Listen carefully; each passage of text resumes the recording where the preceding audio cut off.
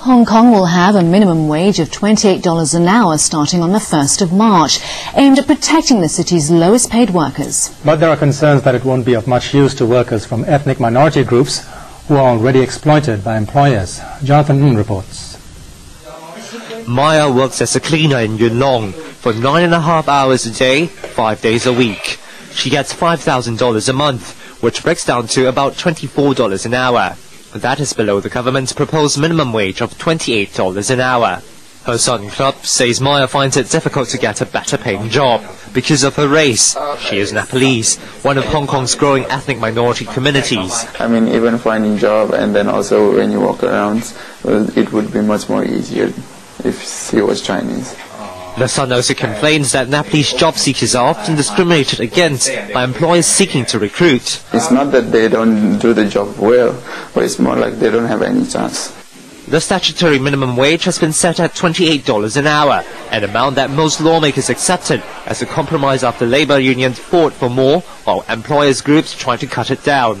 This means from the 1st of May, it will be illegal for employers to pay workers less than the stipulated minimum wage. The government claims this will help 314,600 of Hong Kong's lowest paid workers, many of whom are from ethnic minorities.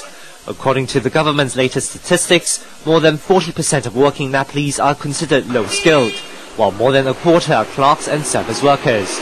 Among Pakistani workers in Hong Kong, almost a third are low-skilled as well.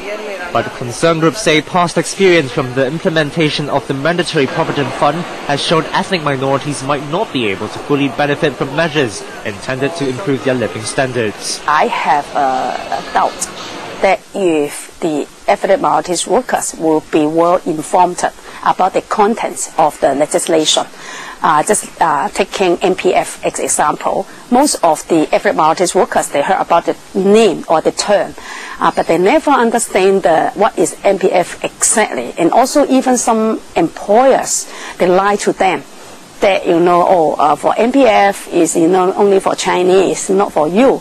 Or they even lie to them, yes, I do contribute my portion, but in fact, when they leave the job and they find out, the employer never contribute their portion to the NPF.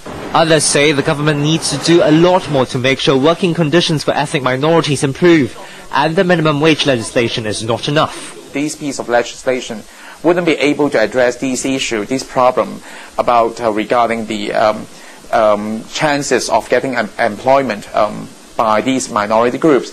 I think after introducing the minimum wage legislation, the government or the society as a whole have to look for some ways, how to increase the employability of these minority groups. Maya's son says families like his need more help. Yes, government should do more about ethnic minorities because we are suffering more than Chinese actually.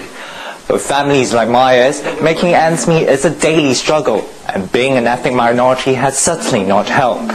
It looks like the government will have to do a lot more to make sure everybody in Hong Kong, regardless of race, reaps the full benefits of a minimum wage. Jonathan Ng,